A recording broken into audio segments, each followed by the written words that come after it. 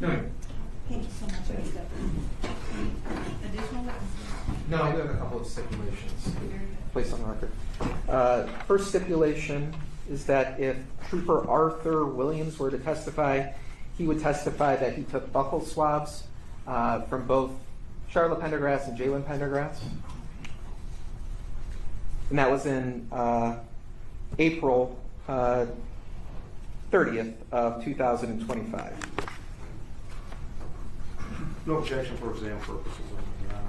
Any objection, Mr. Clement? No, thank you. All right, court will receive that stipulation. The next stipulations are that if Kathleen Gill of the Michigan State Police, as well as Sean Killian of the FBI, were to testify, they would testify that they took swabs of the exterior tote handles of the container that was containing Ms. Thomas's body. Is that correct stipulation? Yes, Your Honor. All right, it's received for exam purposes. And Your Honor, at this point I am moving to admit as People's Exhibit 3 a laboratory report, biological analysis conducted by Sarah Barr from the Michigan State Police Laboratory. Moving to admit that in evidence. Any objection? No objection for exam purposes only. Any objection, Mr. Clemens? No, thank you. I have the All document. right, That's very what it good. said. Court will receive the lab report. And with that, Your Honor, I'm not planning on calling any more witnesses. I am seeking, I'll wait to argue, but I am seeking to add some additional charges. First degree murder, 750-316A. Felony murder, 750-316B. Unlawful imprisonment, 750-349B. And I would move to modify count 2 and 3, which are conspiracy to commit tampering with evidence. I would ask that those be modified to just tampering with evidence involving a felony of more than 10 years. That's 750-48386B. And with that, Your Honor, I would rest, and if there are no witnesses, I would make my argument. All right, so just for the record, it's clear. Mr. Johnson, any witnesses that you plan to call on behalf of Ms. Pendergrass? None on behalf of Mr. Pendergrass, All thank you, Your Honor. Mr. Clemens, any witnesses you plan to call on behalf of Ms. Pendergrass? I would just ask for a stipulation, Your Honor. If I could just have 1 minute just to show counsel something.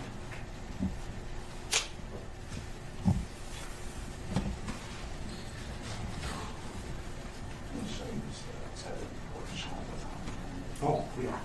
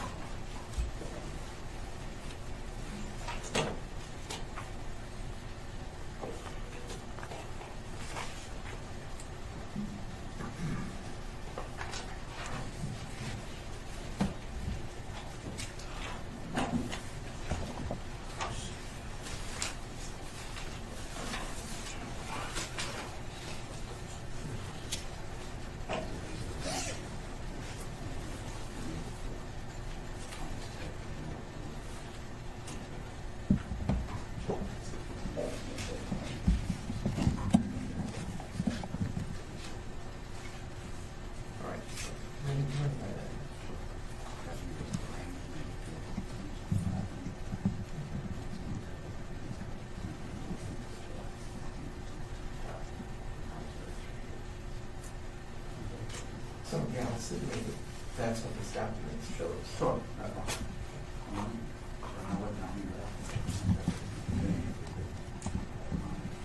Yeah, I don't know whether it's functioning or not, but yeah, I'll see whether that's what the document shows. Judge, on behalf of Mr. Pendergrass, we do have one stipulation. I believe whether counsel agree to it, I'll make it as plain as I can. It's that Jaylen Pendergrass was arraigned in the Novi District Court on May the 4th, 2025, and placed on GPS tether house arrest restrictions. Those house arrest restrictions were not removed until July 17th, 2025. Your Honor, he showed me a document, and that's an accurate reference to what the document says. Obviously, I don't know whether the document is accurate, but I will stipulate that that is what the document shows, and I have no reason to contest it. We'll see that stipulation for exam purposes. All right, Your Honor. So I'll talk about first-degree murder and felony murder first.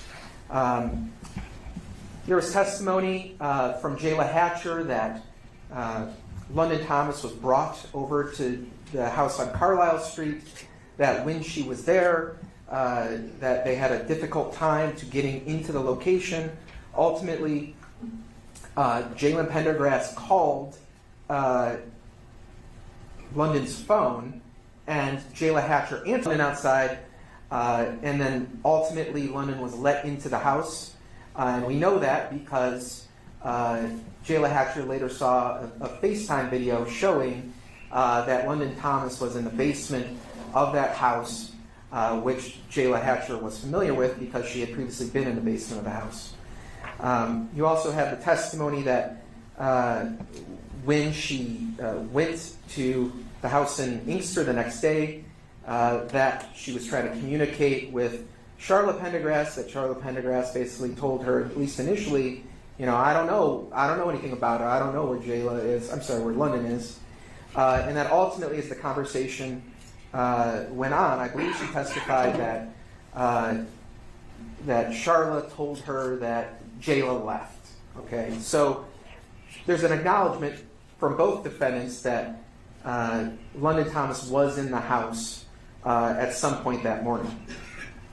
Next, we have the testimony of Lanijah Wilkerson, testified that Jaylen Pendergrass straight up told her that London was there, that she was knocking at the door, that she was let in the house, that ultimately they came down, that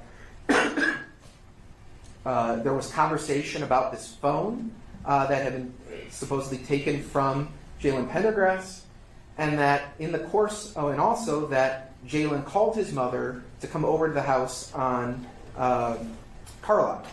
And that in the course of this interaction, London Thomas and Charlotte Pendergrass got into a physical altercation. That violent altercation ultimately led to a table being broken, and that the defendant, Jaylen Pendergrass, admitted to her that he picked up a table leg and beat London Thomas with it. And that after this, and that while he was beating her, he was essentially asking her, what's your phone password? What's the password so I can look at your iPad? What's the password so I can look at your phone? I think clearly, just based on this testimony alone, one can draw a reasonable inference that Jaylen Pendergrass was angry at London Thomas, that he was mad about this phone being taken, that he may have been upset about this lying about a pregnancy, and that he was upset and angry at London Thomas. Then you also have the testimony that Jaylen told his mother, Lanijah, that his mother was part of this altercation, this violent struggle. Then Ms. Wilkerson testified that afterwards, when Ms. Thomas asked to be let down, or asked to lie down, that Jaylen essentially said, "I'm going to tie you up because I don't trust you." Afterwards, now that you've got a person who's been beaten, she's now tied up inside the basement, Jaylen supposedly asked his mother, what should I do? And the testimony was that Charlotte told Jaylen, you got to get angry, you got to get mad. And that ultimately she told Jaylen to kill her. And that, according to Ms. Wilkerson's testimony, that's what Jaylen admitted to doing, by putting a belt around her neck and choking her to death. Afterwards, Ms. Jaylen told Lanijah Wilkerson that the two of them put Ms. Thomas inside a box, taped it up, and that Ms. Charlotte Pendergrass called a friend to take the container. Now, obviously, I'm sure defense counsels are going to say, well, you can't believe anything Ms. Wilkerson says, that this is just so far-fetched and unbelievable.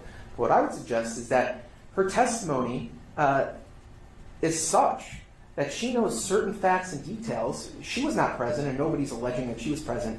She knows certain facts and details about the circumstances of how London Thomas came there, what happened when they got inside, what the nature of what was going on, is such that that information could have only come from somebody who was present when it happened, and that lends her testimony credibility, Your Honor, when you're evaluating, well, what should I believe what she's saying? Then you have the other statement or admissions by Jaylen Pendergrass that, referring to rap lyrics where I put her in the trunk and her family never see her again. Well, we know from the testimony of Jermaine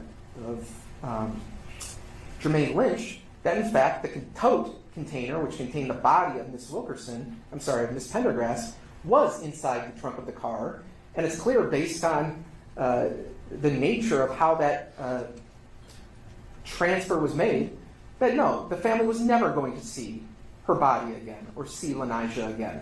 So those lyrics, they may not be completely overwhelming evidence, but those lyrics neatly match up with what the evidence and facts are in the case. Then you have the third version where Jaylen essentially blames his mother for what happened.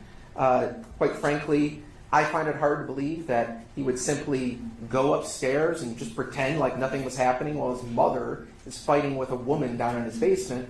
But in any event, that's another admission by Jaylen Pendergrass that London Thomas was there, that there was an altercation, and that she never left that basement alive. When we talk about premeditation, right, the key testimony here is the testimony of Jaylen, that where he tells Lanijah Wilkerson that after I tied her up, I went and I talked and I asked my mom what to do. Right? That is premeditation and deliberation.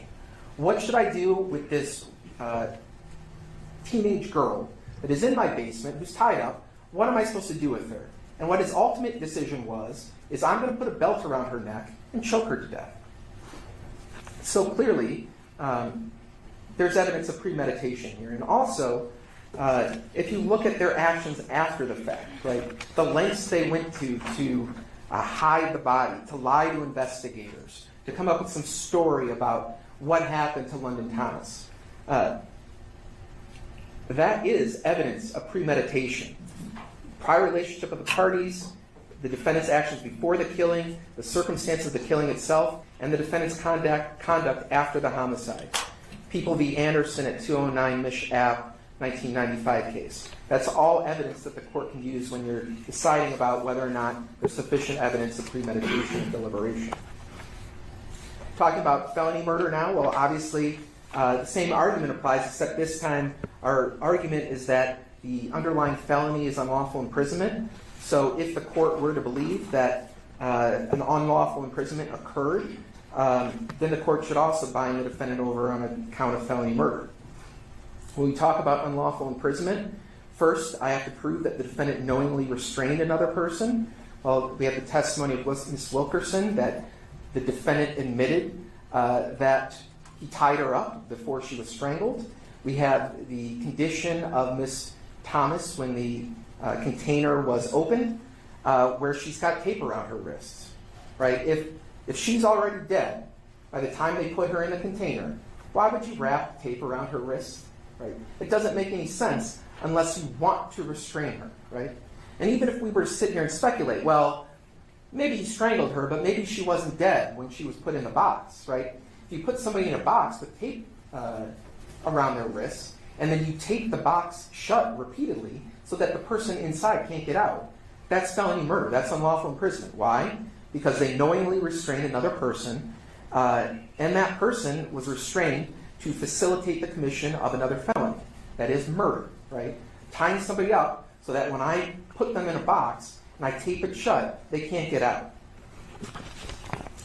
When I talk about, so I do believe there's enough evidence for unlawful imprisonment, and the next count would be tampering with evidence. I would suggest to the court that a body is a piece of evidence, that the police were investigating the disappearance of London Thomas. They were aware of that, but they did not tell the police, oh yes, actually, she's in a box, and I gave her to my friend, Jermaine Lynch. Here's where you can go find her. Yes, I did put her in a box. That's not what Charlotte Pendergrass did. Instead, they deliberately hid the body and lied to the police about the circumstances of her leaving the home in order to tamper with evidence and to hide evidence from the police.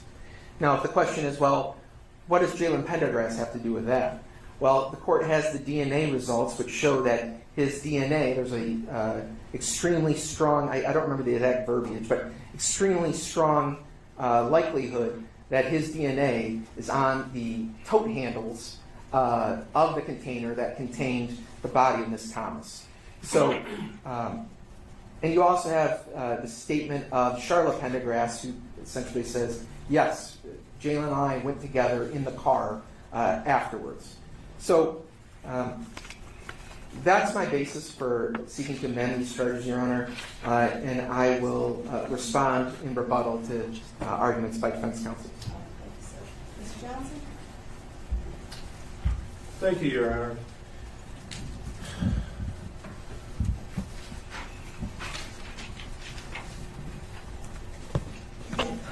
This morning was one thing that, an interesting argument that the people make. However, their own evidence shows something different, which is Exhibit 1 that was admitted, the autopsy. The autopsy says nowhere in here whatsoever there's any injury to the decedent. There's no evidence that somebody was beaten with a leg of a table. There's no evidence that somebody was tied up with a belt or anything along those lines. So, Mr. Grazia wants you to believe a witness over scientific evidence that he's put in. This is a witness that has come forth and is basically, and I believe it was Mr. Clements that asked the question about their habit of getting high and all these other things. They did it all the time. I believe the witness stated that in order to get him to talk about things, we had to be high. We did X, Y, and Z. Again, I'm going to let Mr. Clements talk about the some other things that can't be true regarding the tether, but this court has got to take credibility of a witness into consideration. There's no way in the world that this witness could testify to somebody being beat with a table leg and the autopsy doesn't show it. Not even a scintilla of that. There's no way that this witness can testify that somebody put a belt around the decedent's neck and hung her. The autopsy doesn't show that. This is the evidence they put in. So what he's basically asking you to do, Your Honor, is just go off of what this young lady said, who, again, was high when she did this. There's other evidence, I believe, that Mr. Clements is going to talk about regarding the fact that some of this could not have even happened based upon location and everything else. But the autopsy itself basically does not support what he's saying. He knows this. This is what was put in because we were going to call the medical examiner, but we stipulated, obviously, to having this come forth, and it's completely contradictory. There's been no evidence to show that in the house in Inkster, he's put on no witnesses to show there was blood down there. He's put in no evidence to show there was a struggle down in that basement. None of it has come in. All he's saying is, Judge, believe the woman that gets high again and again and gets him high to get things out of him. It makes no sense, Your Honor. There's got to be some, I know this is a probable cause or, probable cause hearing, but there's got to be, the standard isn't that low. It's just not, Your Honor. It's contrary to what Mr. DeGrazzi is saying, and he can't even refute it. And with that, I'd ask the court not to bind over on the amended charges. As it relates to the other charges, Your Honor, I believe there are questions of fact, and I'll defer to the court. Thank you. Mr. Clements? Yes, Judge, I'll do my best not to be redundant and to cut to it. So, way back when my client was initially charged in this particular case, and we had an opportunity to have arguments on arraignment and things of that nature, there were some statements that were made both by the prosecution and by the defense. And at the particular time, one of the things that we said was that the decision or the emphasis should be on the evidence, not tied up into the emotions of what happened to essentially a child. This is an awful thing. But at the end of the day, the evidence is what should control how we move. And what we have in evidence, Judge, is a body that was recovered with an autopsy that was conducted and produced. And we have an injury diagram. And the injury diagram, if you focus in on the throat and neck and you're thinking in your own experience, not just as a judge but as a litigator as well, when someone says that they were strangled around the neck with a belt, what are the first things that we look for? Are there ligature marks? Are there bruising and scarring to the neck? Are there any injuries to the neck? Is the trachea crushed? Is the cause of death strangulation? No. Oh, well, the witness that I'm asking you to believe also says that the young lady was beaten severely or significantly, well, she couldn't really qualify because she didn't give me any details in terms of what was stated to her, with a table leg. Now, you've had an opportunity to see some pictures of young Miss Thomas, so you know what her skin texture looks like. You know that she's a light-complected individual. So I want you to imagine how her body would react to being beaten with a table leg and not to leave any bruising or scarring or any noticeable injuries on her body. But this is the government's theory. This is their evidence. And then you factor in that Ms. Wilkerson, charges had already been perfected, right? But now the government is essentially changing their entire theory, their charging base, based upon the testimony of Ms. Wilkerson, right?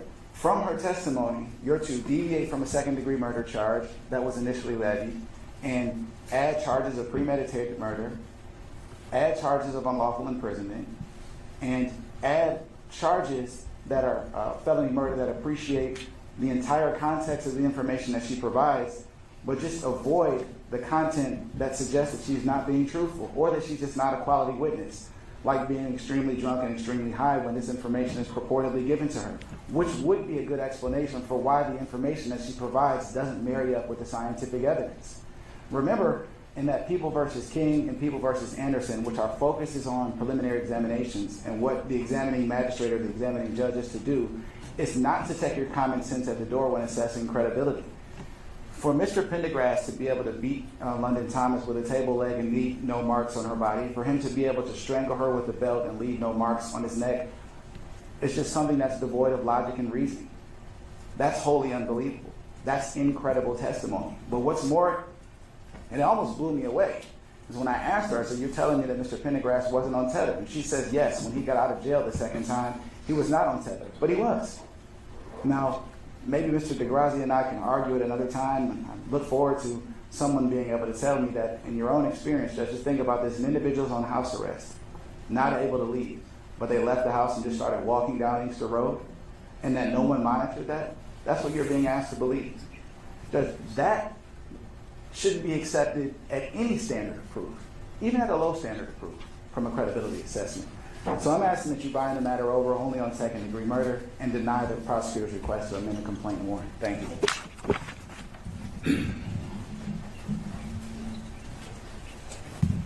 Well, I guess I'll first respond to this issue about the chronology of the defendant's arrest.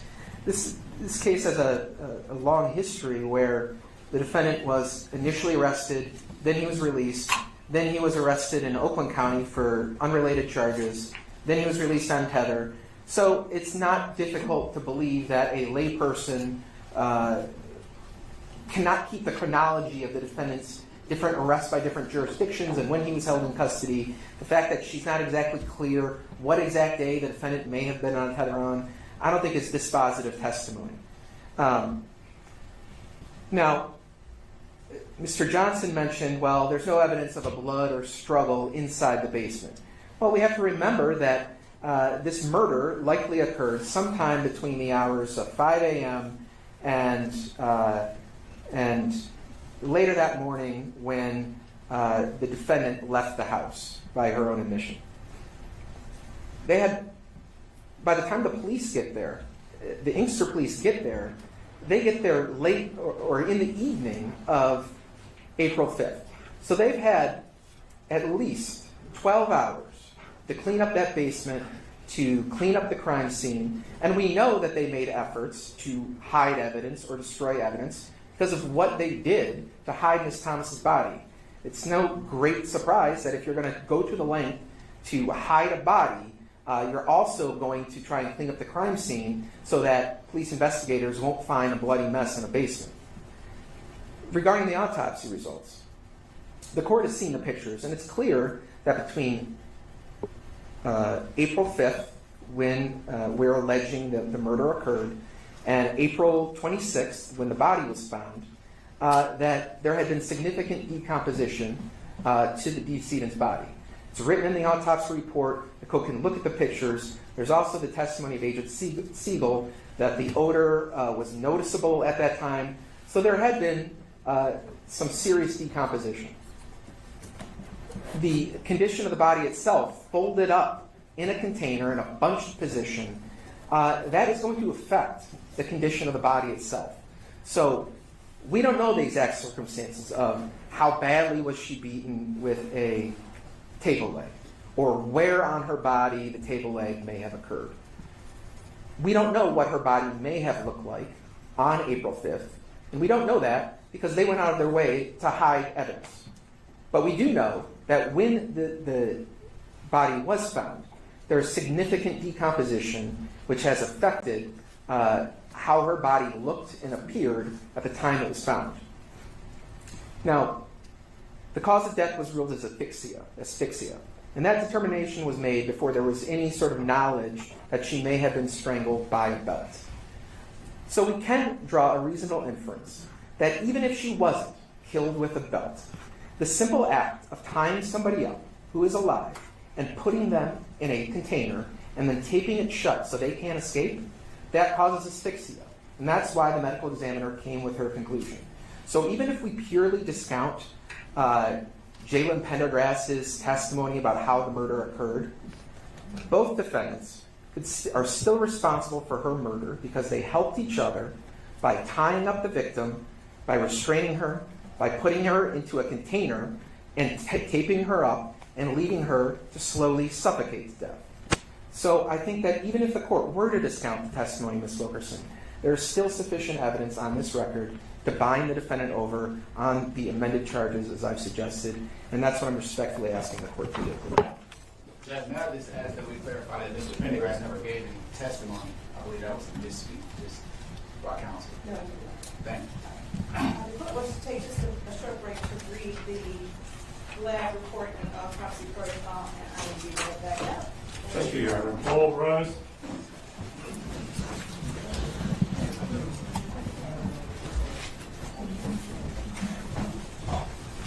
Stand up.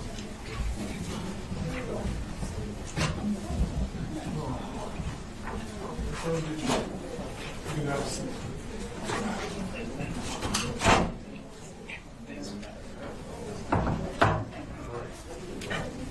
Ms. Pendergrass, have a seat.